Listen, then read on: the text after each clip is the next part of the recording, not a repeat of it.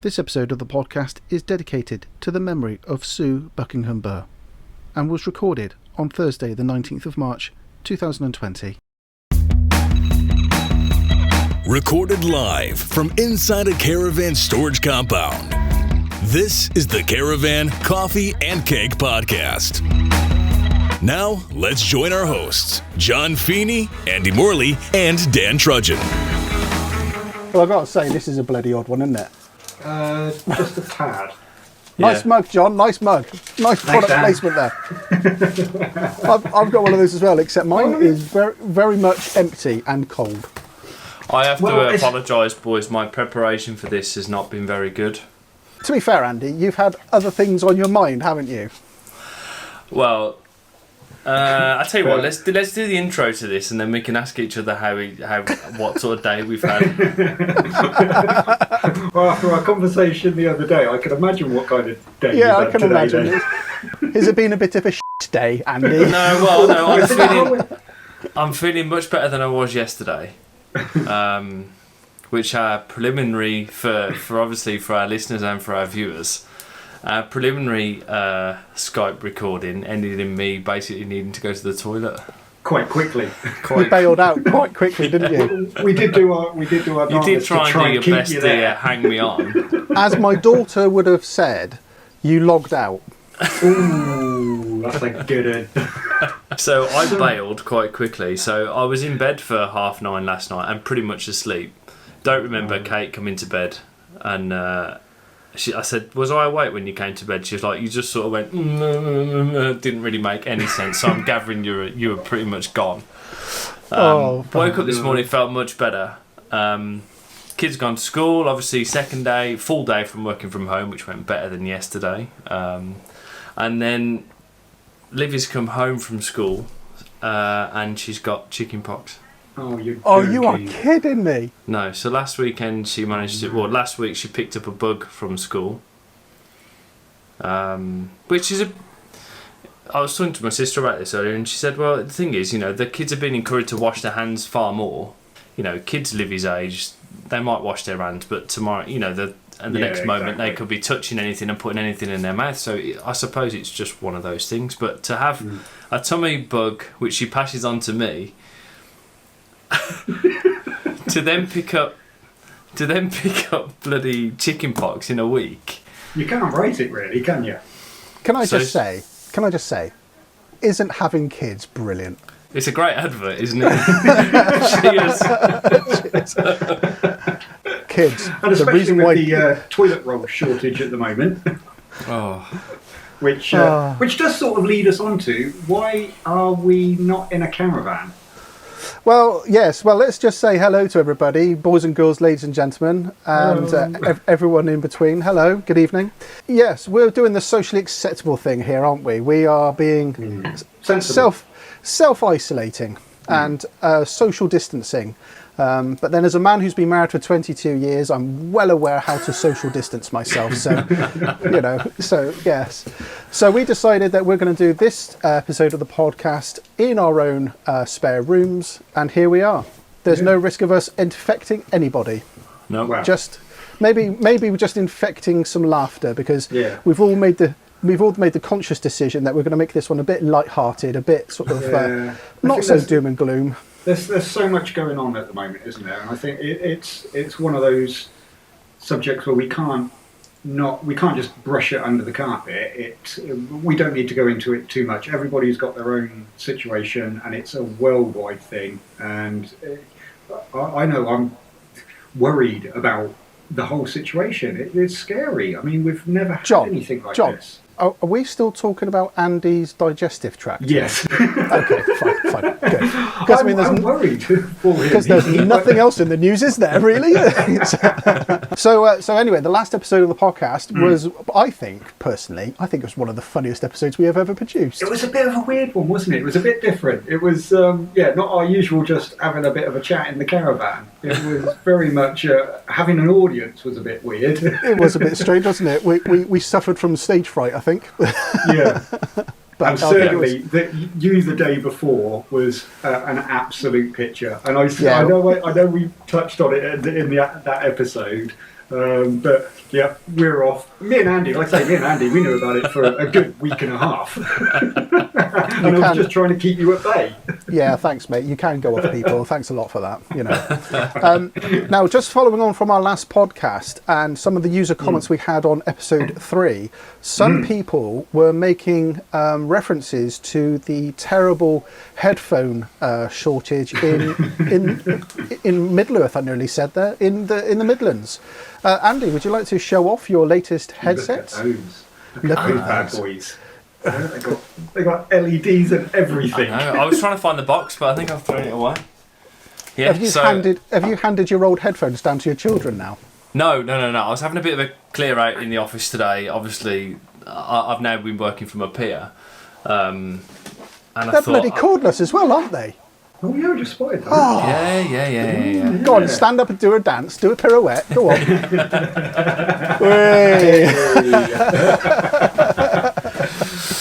I couldn't do that.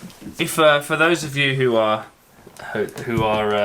interested, these are the Corsair Gamer Pro Void things. I don't know. Anyway, did you buy them because you're now a gamer, Andy? Is that what? No, I bought them because I wanted something that allowed us to do this a little bit better, and I wanted them to be wireless, and I had a look at quite a few. And these came up with decent reviews. So. Has today been working from home /Minecraft /Fortnite, Andy? No. /Pornhub. God, you've got me. You've got me. No, and these are the old ones, by the way. To your office that got you. So these are the old ones. They are pretty crusty. I mean, they're maybe you should give those away, Andy. No, well, I wouldn't throw them out. They're collector's items. Wipe them down first. Wipe them down first, though, eh?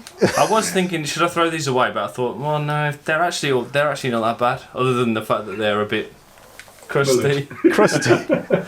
So anyway, what have you boys been doing since the last time we got together? Well, a lot. Yeah, to be fair, a lot has sort of happened in the Feeney household over the last couple of months, and a lot of you guys, close friends and family, obviously know what had been happening, and that's sort of taken over a little bit. So don't know. Yeah. What can you say? But, Yeah, well, we've all been there for you, mate. And it's been a tough time for you. We'll dedicate this episode in the memory of your mum, mate.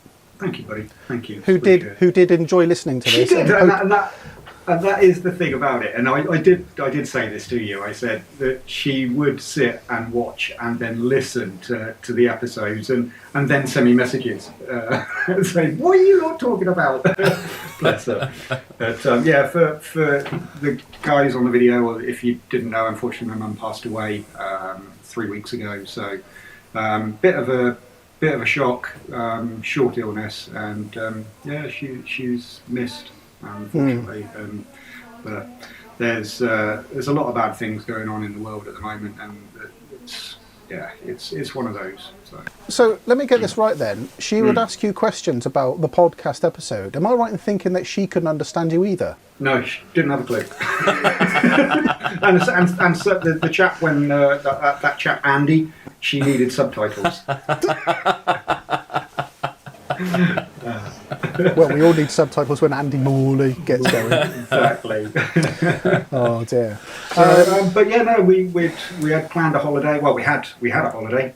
We had gone away in the caravan. We'd gone to Lincoln Farm Park, and unfortunately we had to cut that one short and come home early, which was the right thing to do. It wasn't. Yeah. It wasn't fair on the family, me being away and then coming back and then being away, and it was just easier to have everybody at home. And that was our last trip away. So Christmas and then that few days away at Lincoln, that's been it. And then with everything else going on, just no chance of getting out. Who knows? Yeah, exactly. Yeah. What about you, Mr. Morley? What have you been up to? Very much the same, albeit without the bereavement.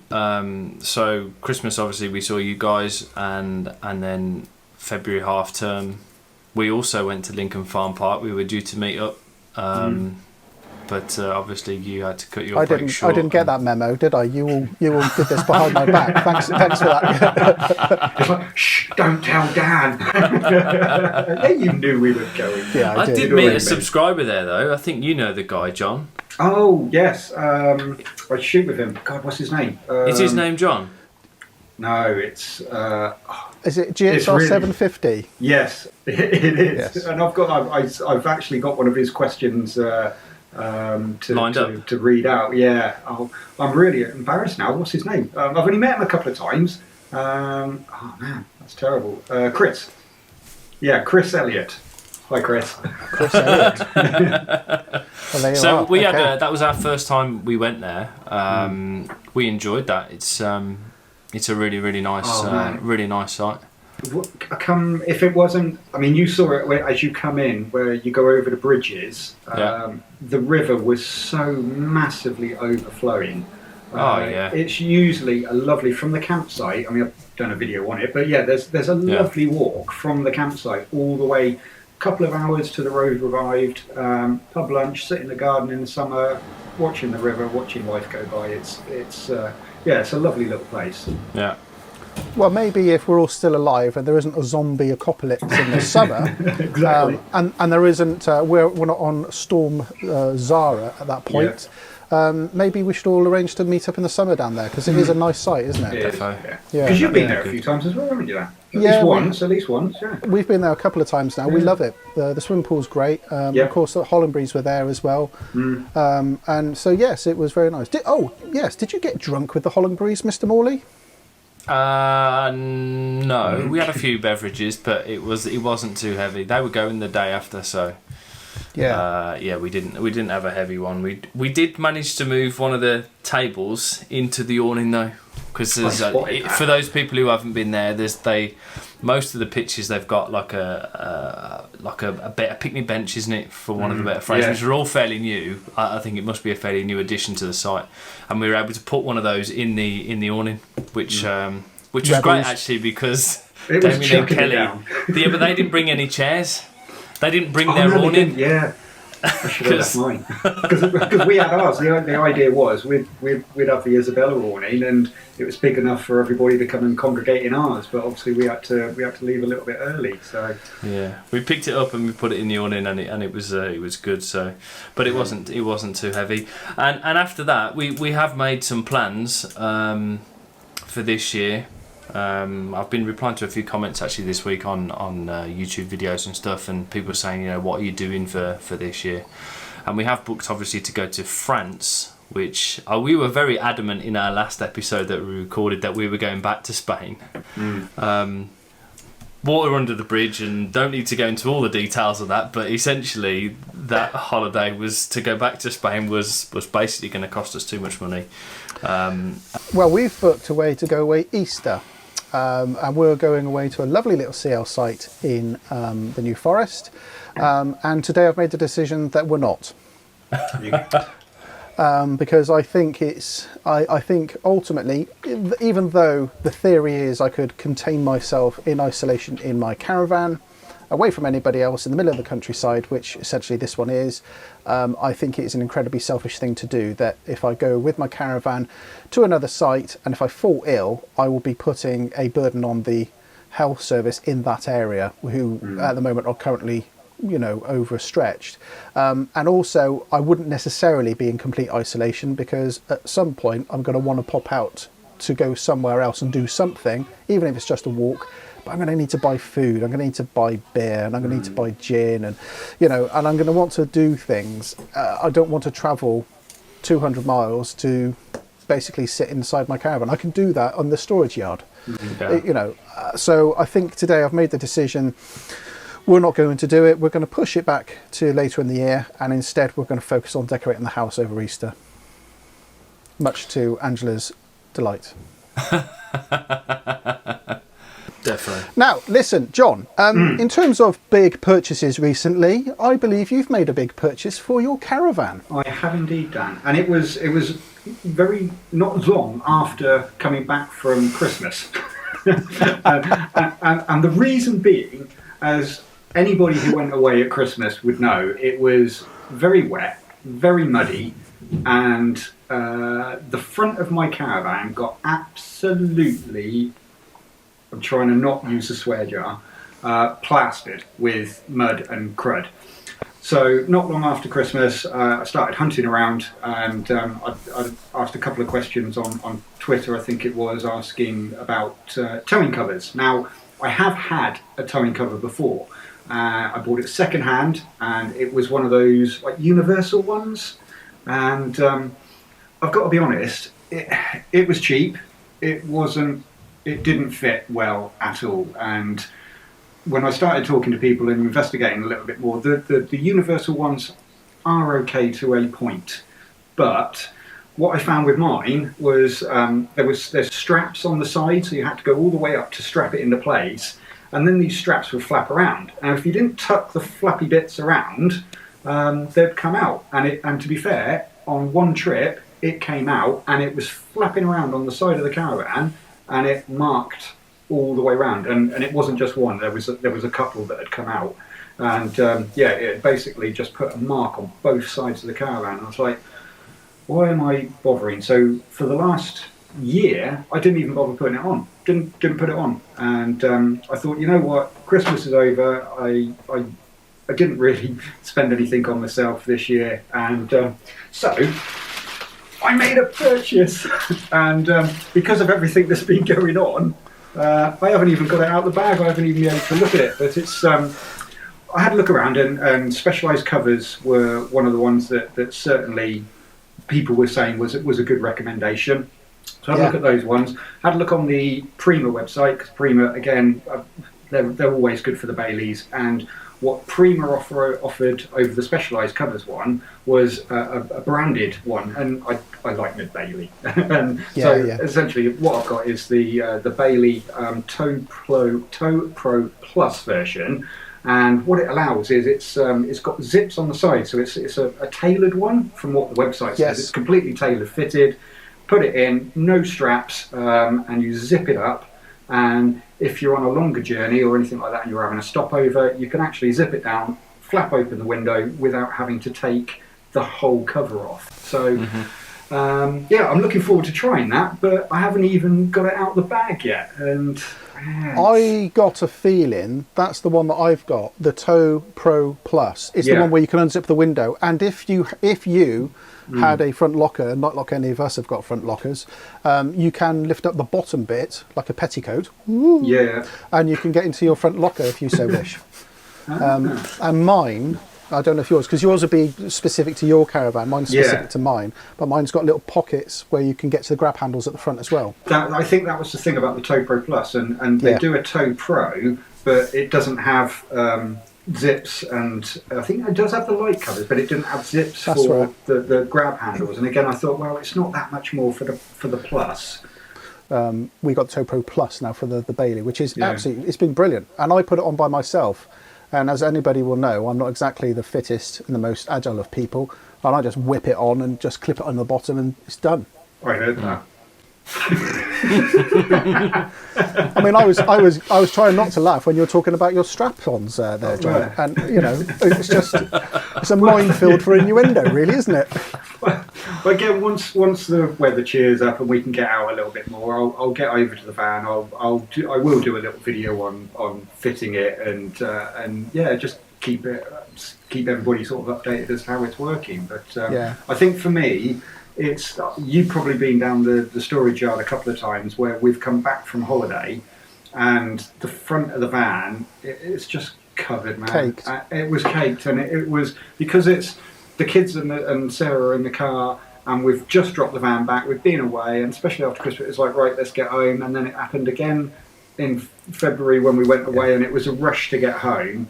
And I mean, even the awning got chucked in the boot of the car on that one. But it stayed there for 2 weeks, 3 weeks before I could get back down, just to give the front of the van a washover. And I'm hoping that this one will fit a lot nicer. Everybody's recommendations have said that it will fit nice. easy to fit with just me, as opposed to bloody struggling with it. And it'll keep the front clean and protected. I will share some tips with you when you go and fit it on there, because what I've noticed, what we do with ours is when I take it off and I take it home, I brush it down, get all the dirt off of it, but I bring it home and I vacuum it. I vacuum it inside and out, because then any chance of any small fibres, because keeping your surfaces clean is probably the biggest thing with a towing cover. So if there is any micro abrasions, you've minimised any risk of any scratches. So I vacuum the inside of ours, and then on the Caravan itself, before putting it on, I always use a bit of waterless wash and wax these days, just to go over certainly the windows, just to go over that. And then on holiday, what we have in the bathroom is we've got one of those lint rollers that you can get rid of dog hair off of. I use one of those occasionally if it's a dusty environment. So if it's been like, in the summer and you get lots of dust on the front of your van, I just use a lint roller on the inside of it, and it just clears it all up. And it's a good thing to just keep around in the van anyway. I see. I don't know if you guys see it, and to go off a bit off topic, but do you often see them left on the Caravans in storage? Does now my I've head heard that that's does. not a good thing to do. Well, No. you sort of, it's been exposed to ultraviolet light, isn't it? So it'll discolour. But also, you've got stuff running off the roof of your van down the front. Yeah. I was just about to say the same. It's going to. There's like I think on this Topro Plus one, it's like a fleece liner on the inside. That's right, on it. You can imagine, the water is still going to get down the front of the van. It's going to sit there and just. It's just going to sit there. Mildew and. Yeah, I think the key phrase here is that the towing cover is for use when you're towing, not when you're in storage. Storage, yeah. I mean, I've been. I mean, some of the features you mentioned. I've got a universal one. They Chichester, where we had our Caravan from, they gave us one when we picked it up, which was very nice of them. I understand what you mean about it being a bit fiddly and stuff like that. I mean, the features you mentioned about the cover you've got is great if you're away for a short break, 1 or 2 nights where you just want to unzip it maybe just to get some light in. And I think it would be fine in that instance, to leave it on. But as we sort of said, I think you're best off making sure, one, it's clean when it goes on, taking it off, and then storing it appropriately, vacuuming it out. I think they're really useful tips. Well, I know they've said like the main thing is to keep the flies off and at this time of year any muck and mud. But they also do say about the protection from stone chips. But I'm going. Our previous Caravan, the eldest that we had, which was a 2011. I think I might have seen it on online.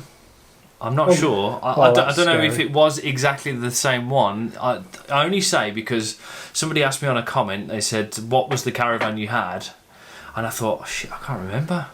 So I was like, I went back because I couldn't remember the numbers. I didn't know if it was a 5, 8, 6 or whether, because you look at Caravans for long enough and you go and see the new ones at shows and all this sort of thing, and you got so many numbers in your head. It was a 5, 5, 6, and I googled it and I managed to find a Caravan. And I looked at it, I thought, I wonder if that is ours. It was 2011. It looked very similar, like the couple of paint blemishes where I thought there were some there. Bit of trim hanging off. It was a cushion in the front that I thought, I'm not sure if they were the standard cushions that were sold with the Caravan, or not. But somebody was. But going back to the original point, was when we picked it up, there was they never had towed it with a towing cover because there was stone chips on the front, and they used to tow with like a minibus or something like that. When I first, it was on our trip up to North Wales, and we were bombing up the M5, and I swear to this day that if we hadn't had a towing cover on our Caravan, we would have lost a window, because we got hit with some debris. Something flew off a car in front, and it hit the X5, hit the windscreen, hit the bike, and then hit the front of the Caravan. You could see the mark on the towing cover, but the window was absolutely fine. And I always say, I swear to this day that if we hadn't had that towing cover, we would have lost that window. That's an interesting question then, and I'll put this out to the viewers of the video, or if you're listening on the audio only section. Have you, or do you, tow with a towing cover? And have you had an experience like Dan then, that a stone has protected it? Your cover has protected the van, or do you not tow with a cover and you've had that problem? You've had stone chips or you've had a broken. Because you do see them on the road, don't you? You do see a lot of caravans being towed along with the cover on, and you've got to assume that it's going to do that job. I always just think, well, it's going to keep it clean, but yeah, you've got to think stone chips as well. What you've just done there, John, if you just opened up the comments to a billion yeses and nos now without context, I think it was our second or third trip away in the van, and we were on our way down to Longleat. So Tom and I went up and we cleaned the van, and we spent all day cleaning the caravan. It was beautiful. It was immaculate. We towed it all the way down to Longleat, and it was nice and bright and white and clean, and what have you. We went down the little lane into Longleat, and it just got caked in cow shit. The front of the caravan was caked in slurry, because the X5 was brilliant at kicking it all up out the back. and we parked up on site, and we just literally had this gleaming white box with just a front full of shite, and it was just, you couldn't even look out the front windows. So anyway, by the time Tom cleaned it off, it was fine. There we go. So yeah, no, I'm looking forward to getting it on. Here's on to the favourite part of the show, user comments. User comments. Go for it, voiceover guy. It's time for some user comments. Swear jar at the ready, boys. Right, first one from me is from Gixxer 750 Pilot, or also known as Chris Elliott, who I mentioned earlier. I've got to flag you up on something there. It's not Gixxer, it's Gixxer. Let's get that right. No, Andy, it's Gixxer. No, I've owned one. Yeah, well, that says it all. Therefore, by default, I know how you say it. Well, I know, I've had a GSXR bow, but it's a Gixxer, not a Gixxer. It's Gixxer. Yeah, but Gixxer. I always think that meme is not called meme. You know, when these memes, it's meme. Meme, yeah. Well, it's Mimi. It's not meme, it's meme. Mimi. Anyway, moving on. Anyway. So, Gixxer 750 Pilot, aka Chris, he'd responded, he'd put a comment in about our the funny fails. And he's written, my friend emptied his cassette toilet only to come back to find somebody had laid a cable in the compartment. I mean, it's like... It's all right, Taylor had a wee in it, but a poo... Ooh. Two things. To find a poo is horrendous. But the second most important thing... That phrase, laying a cable. I mean, Anyway, let's keep it upbeat and, yeah. Oh dear. Go on then, Andy. You've prepared well for this, so pick a comment. No, you got to go somebody else. So I've got a question here from Nick Alfrey. This is the second time I've read this out. Question for your next podcast. How long would you suggest to leave the caravan? I've done it again, sorry. Go on, start again. Okay, so this is the third time I'm reading this question out. We've got a question from Nick Alfrey. Question for your next podcast. How long would you suggest to leave the caravan in storage or on the drive without moving it with regards to the tyres? Taking into account the age of the tyres, 12 months old, ? Andy? Technical question. You always get this sort of thing when it, and you'll know this, John, maybe from your motorcycling days. You get the same question with motorbikes. Obviously, they're very much used the same sort of time of year, really, as caravans. Really. Yeah. Yeah, exactly. Or the warmer months, depending on what you've got. So, but does your motorbike have a toilet on it? Oh, no, that's it doesn't. Right there. But it does have about 140 brake horsepower. Mercy. But I don't know, really. It kind of... How long would it be? I mean, we're, pretty much the three of us are away every 4 to 8 weeks. And I would say you're fine to have it sat like that, I generally move the wheels on our caravan at least once a month. And that is through the motions of taking it on holiday. Yeah. So if you were in storage and you weren't going to use it for 6 months, I would think maybe every 4 to 6 weeks, move it forward 6 inches, move it back 6 inches, take it out of its storage bay, turn it around a bit and put it back in again. Or if you're on the driveway, jack it up and just turn the wheels 180 degrees if you know you're not going to be away that long. If you're not going to be away for a long period of time, maybe consider jacking it up and put some axle stands underneath the van to take the weight off of the tyres. Maybe. Well, I think with everything that's going on at the moment, I mean, I've actually just listened to what you said there and I thought, actually, we haven't moved ours, well, it won't have moved for a couple of months. And is it worth going down there, putting the motor mover on, pull it forward, reverse it back in, just to get a bit of rotation going on? Yeah. Anyway, he's had plenty of opportunity now to go and research a question because he's been sat there looking at his screen. And he still hasn't found one. What question have you chosen? There aren't actually that many questions. I've read most of them. That's a shout out then, isn't it? This is hilarious. Really enjoyed it. Thoroughly enjoyed it. The splashback from the toilet. Andy's splashback. Andy's splashback. Really enjoyed it. Brilliant video. Loved the laughter. Made me laugh. And I think that's the point really of this. It started, obviously this the first 20 or so minutes of this probably started off a little bit doom and gloom, but that's hopefully what it's all about really. Lots and lots of I like particularly like this one, a lot of fun, particularly the hand signals. One of my this is from Steve Churchman. Hi all, my funniest caravan fail was when I mistook someone's front garden for a city hall.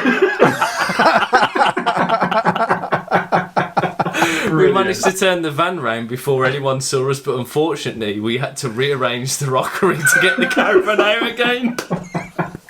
That is outstanding. Brilliant. Oh, that's brilliant. Yeah, glad to see that we're socially responsible. Yes. Yeah, I'm sorry. Quick, get off the drive. Just talking about hand signals again, John. Mm-hmm. What's your wife done to your car this week? Nothing. I'm gonna get the voiceover guy to record that bit. So, John, what has Sarah done to your car this week? And this week, Dan, she has done nothing. Can I ask, when you told her, did she say welcome to the club? That is a bit of a private joke, which not long after we had this conversation, I think Kelly had a... Kelly, yes. Kelly Oh, yes. little Yes, Mr. Kelly had Bean. she had a moment, didn't she? And that's all on CCTV. Yeah. If I can get that footage, I'll put that in right now. And she sure we can actually get said on a little group chat, she said, "Oh, welcome to the club," and I said, "What club's that then?" I'm sure she said the Trudgians club. It was just the way she walked out, had a little bump, got out the car, wandered round the back, had a look, then just got straight back in the van and drove off. It was brilliant. And then she was dobbed in by Mia, I believe. Yeah, brilliant. Oh, brilliant. Well, there we go. That's the user comments done for another episode. Good one. If you do have any questions, guys, if you have any comments, or if you want to ask us something for the next episode, you know what to do. On our YouTube edition, put the comments down below, and then we'll bring it up in our next episode if Andy has researched enough. Hey, I just had a thought. Could we potentially be doing the next episode like this as well? Well, let's see if we're, see if I've killed my family by then. Because trust me, we nearly came to blows yesterday arguing over lunch, and it was only the first day of isolation. Oh my God. I was just like, Jesus Christ, Chloe. Do you want tuna? Do you want ham? No, it's not even worth laughing about. I had what was it? It was something that Angela got out of the freezer for me. That's right, it was pasta. It was a pasta dish which we cooked whilst we were away in our CL site in our instant pot, and I cooked too much, as per usual. And we froze it, and we brought it home, and we unfroze it, and Chloe and I were going to have that for lunch. Oh, no. Oh, I don't like that. I don't want that. I don't want that, Dad. Oh, God. Oh, my God. Giddy aunt. Yes. I mean, I haven't got the swear jar with me, otherwise there would be some profanities flowing right now. And, well, we nearly came to blows, and I said, Jesus, Chloe, it's the first day of you being off sodding school.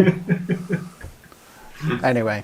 I've got that to look forward to tomorrow, because obviously tomorrow is the last day of the kids are finishing school, and Libby's obviously at home. But from our situation, obviously, Kate works in a school, and we did wonder whether she would be classed as a key worker, but and this is by no means advice, and this will all have been ironed out before this even gets to air, if you like. But my understanding is that they want to keep key workers at work, and as such we don't qualify for that because both of us aren't working in the public sector or in a job necessarily that is where you could still send your kids to school. So to answer your question, I don't know what we're going to do. I said to Finn and I said to the girls, look, this is not an excuse for you to fall behind at school. And that's what we've said is that we don't want to make it regimental, but we want to put some structure in place for the day because it's going to be the start of a long holiday for them, and we don't want to see them falling behind, but they still need their relaxing time, bit of electrical time, but we also need to. I don't want them sat on it all day. As all of us kind of appreciate, and you more so than both of us, Dan, I suppose, unless when it comes to working from home, unless you've got a plan in place and a structure and what you do on a regular basis, you've got to have that. Otherwise, you're just really unproductive. And I think the same has got to, in a slightly looser term for the children, they need to know, right, you've still got to get up and get dressed. Have your breakfast, brush your teeth, do all of that sort of normal stuff you would do for going to school, and then maybe we're going to do a bit of literacy. Our kids are slightly younger than some of the listeners or what have you, but from my perspective, there is zero tolerance. You get up at 7 Monday to Friday, and you get on with your schoolwork from 8:30 in the morning till 3 o'clock in the afternoon. And there will be an hour for lunch, and you go out walk the dog mid-morning, or you go out for a walk mid-afternoon. There is no, and that's what we've been doing already.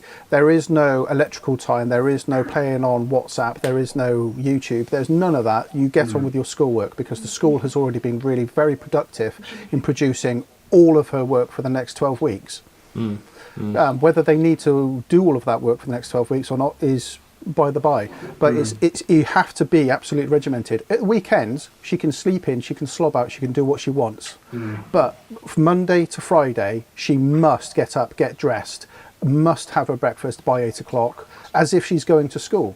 And then in the evening, when Angela's home and I finish cooking dinner and we've done all of that, then that's when we can have Netflix time, or as from next week, Disney Plus time. And that's it. It's a zero tolerance because you just need to enforce those boundaries and that discipline. It's painful for me because I've lost all my jobs, or everything that I had booked for the next 4 or 5 weeks has essentially been cancelled.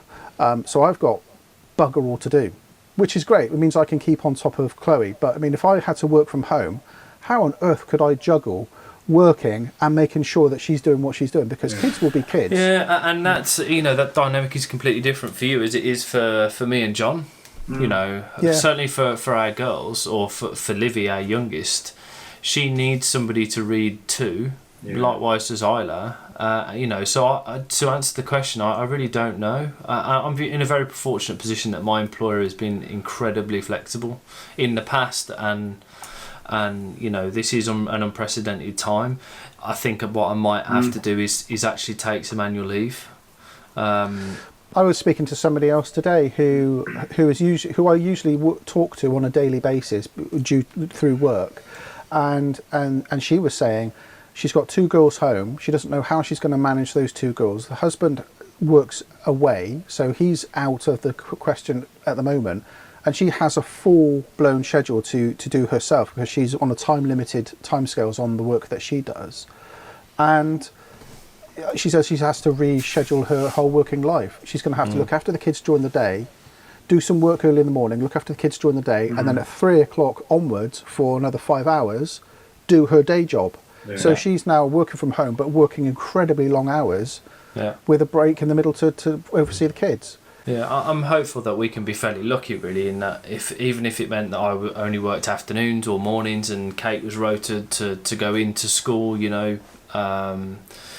But anyway, we're going to be deep. We're getting serious again, aren't we? God. Just give us 2 ticks a minute. I just need to pull up one of my old jokes a minute because I was going to end on a joke. I like how you've got a library of them. Yeah. Have you still got the toilet roll behind you?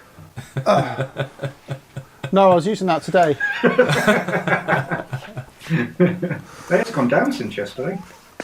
Right, look, I think that's enough for this episode. We're trying to keep it upbeat, but maybe it's not such an upbeat one. We're trying to keep it light and fairly Yeah.